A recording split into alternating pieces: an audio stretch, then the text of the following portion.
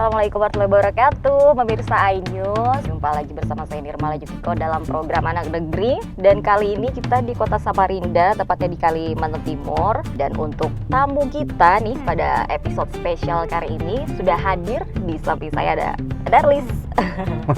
Apa kabar Pak? Alhamdulillah baik. Pak Darlis ini merupakan salah satu tokoh bisa dikatakan di Kalimantan Timur, khususnya di Samarinda nih.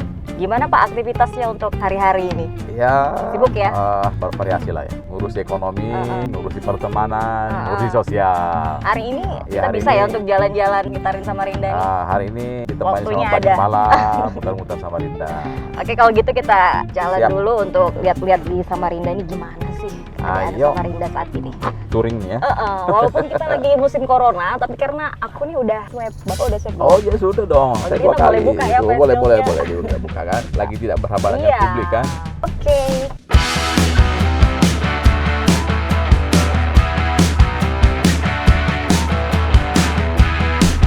Kalau selain ini bisnis ini Pak Darlis gimana Pak? Tetap lancar ya berjalan? Oh, sebetulnya sih kalau secara umum saya itu kan bukan pengusaha ya.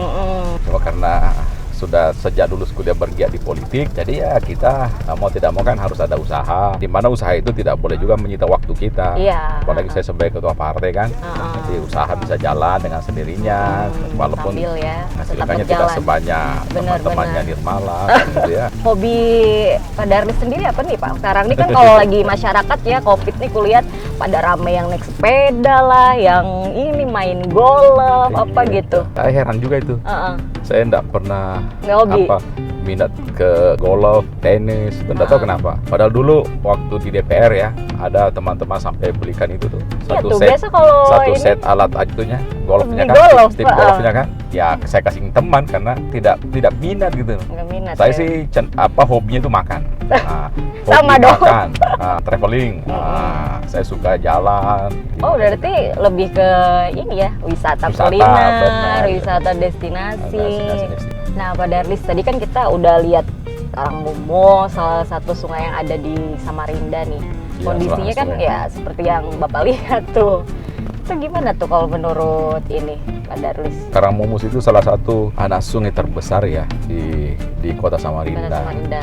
Di samping Sungai Mahakam, jadi salah satu subdas dari Sungai Mahakam. Mm-mm. Nah, Karangmumus ini kalau kita mendengar ceritanya, Mm-mm. itu tahun 80-an itu menjadi bukan saja sebagai sarana transportasi penduduk tengah kota ya, tapi justru bisa juga menjadi sumber kehidupan ekonomi.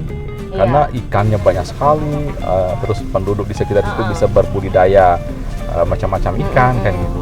Karena airnya jernih. Airnya jernih, terurus dengan baik. Nah, dengan sekarang ya sungguh semua orang prihatin ya. Iya. Melihat kita saksikan tadi bagaimana kondisi kualitas air di Karangmumus, kemudian sepanjang bibir-bibir sungainya itu kan sangat tidak tertata, walaupun saat ini sudah mulai ada penampakan lah ya. Iya. Ada penampakan. Kalau kita lihat kan udah mulai agak dibersihin tuh di Iya, tanda. panjangnya panjangnya luar biasa memang. Jadi anggaran yang dibutuhkan untuk kalau kita mau tata nih Karangmumus secara total itu anggarannya besar. Iya. Karena panjangnya 30, kalau tidak salah itu 35 kilo.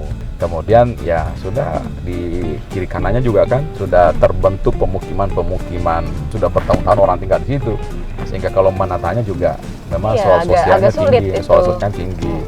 Jadi perlu ada komunikasi yang intens antara pemerintah kota dengan masyarakat kita yang di sepanjang Karangmumus itu. Kalau menurut Pak Darlis yang tepat nih bentuk komunikasinya kepada masyarakat supaya mereka tuh mau ngikut nih dengan arahan pemerintah. Karena kalau kita lihat sekarang kayaknya masyarakatnya mungkin apakah kebijakan dari pemerintah yang ini kurang tepat bagi masyarakat sehingga banyak yang nggak ngikut gitu dengan keputusan dari pemerintah. Ya sebetulnya sih begini ya, cara komunikasinya pertama harus diperbaiki. Cara komunikasi pemerintah dengan masyarakat, karena namanya masyarakat yang sudah berdiam berpuluh-puluh tahun di situ kan, jadi sudah merasa diri bersatu, menyatu dengan kemudian sungai. menyatu dengan sungai, kemudian juga aktivitas ekonominya juga Iya, sudah seperti akrab di sungai. situ. Sehingga kalau kita tiba-tiba mengajak masyarakat misalnya dengan kehidupan baru, pasti ada kekhawatiran-kekhawatiran. Iya, Akan benar. ada banyak kekhawatiran, misalnya apakah usaha saya masih bisa jalan, itu apakah pasti. saya juga bisa mengakses fasilitas-fasilitas sosial yang ada, kan Benar. gitu. Jadi banyak lah. Nah, pemerintah harus bisa meyakinkan meyakinkan masyarakat bahwa kalau kita apa yang kita lakukan pemerintah itu adalah demi kepentingan masyarakat secara umum. Memang menata Karangmumus ini Mbak Nirmala tidak boleh juga dilakukan generalisasi. Misalnya sepanjang sungai itu kita normalisasi, di mana kita harus nggak ada bisa ya kalau kita dengan metode itu. Ya sistem parsial saja. Jadi kalau misalnya ada titik tertentu di mana memang harus dilakukan relokasi, kita relokasi. Jadi tidak semua titik itu harus direlokasi ya. Mungkin ada kawasan di mana bisa kita jadikan sebagai kawasan pemukiman, pemukimannya kita tata. Kalau sekarang kan konsepnya kan horizontal tuh. Jadi praktis tidak ada space yang kosong kan. Nah, tapi kalau konsep vertikal, misalnya bayangkan kalau misalnya kita bangunkan tower ya dengan ya misalnya 10 kali 50 ya dengan 3 lantai misalnya, itu berapa kepala keluarga tuh bisa berdiam di situ kan, tanpa harus menggunakan space yang banyak karena dia ke atas. Karena dia ke atas, vertikal. Gitu. Oh, gini pemirsa yang nggak tahu vertikal apa, maksudnya bangunnya ke atas. Bangunan ke atas, bangunannya ke atas. Oke, gitu ya. Nah, jadi rusun gitu semacam rumah susun, benar. Nah, jadi kalau rumah susun itu kan berarti kan akan ada kawasan-kawasan yang bisa ditata, dihijaukan. Gitu. Justru kalau misalnya sepanjang itu kita bebaskan dari pemukiman, ya aspek sosialnya juga tinggi ya, persoalan sosialnya juga tinggi. Kalau itu kita tata dengan baik, Mbak Nirmala, orang juga membuang sampah pasti segan. Ya benar-benar gitu. Pasti itu. Segan. Jadi harus dimulai dari pemerintah. Edukasinya juga harus kan? Edukasinya bagaimana masyarakat bisa bersahabat dengan sungai. Iya, persepsi bahwa sungai bukan tempat membuang sampah, bukan tempat jamban, kayaknya bangun jamban dan lain sebagainya. Nah, itu harus dirubah juga. Aduh, ini loh Pak, bisa dibikin ini kayak apa sih nama daerah di Makau itu kan dia punya sungai itu. Iya. Mimpi besar, mudah-mudahan lah. Kalau kota-kota modern sih saya lihat, ya banyak kota-kota modern justru malah dia sengaja bikin kanal, bikin sungai. Iya, tadinya nggak ada malah bikin sungai.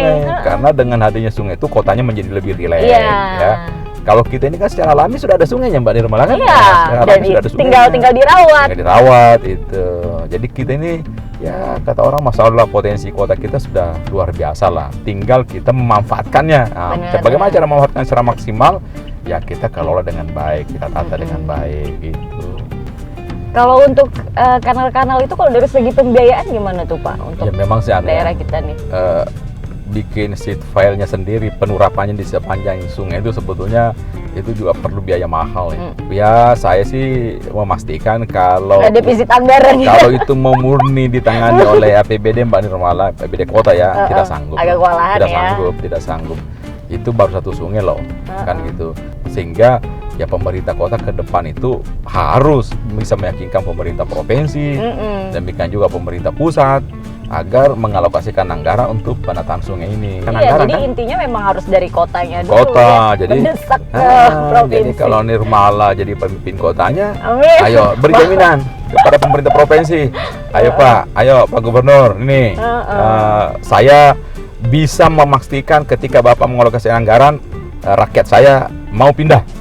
Gitu. Ini kan banjir sama ini kan luar biasa tuh ya. Semakin praktis lah, tidak ada lagi hari-hari tanpa banjir begitu hujan turun kan. Tuh, Pak? Nah, kalau menurut beberapa pakar yang saya temui ya, kalau pemerintah kota kita berhasil menata dengan baik Karangmumus itu maka sekitar 40% 60% banjir Samarinda itu menjadi teratasi. Jadi kunci utamanya sebetulnya di Karangmumus.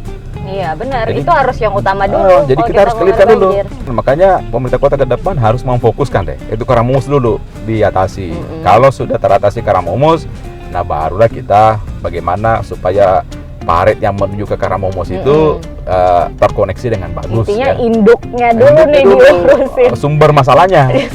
Sumber jangan sub masalahnya kan gitu ya. Iya, kadang kan banyak subnya dulu gitu. Iya.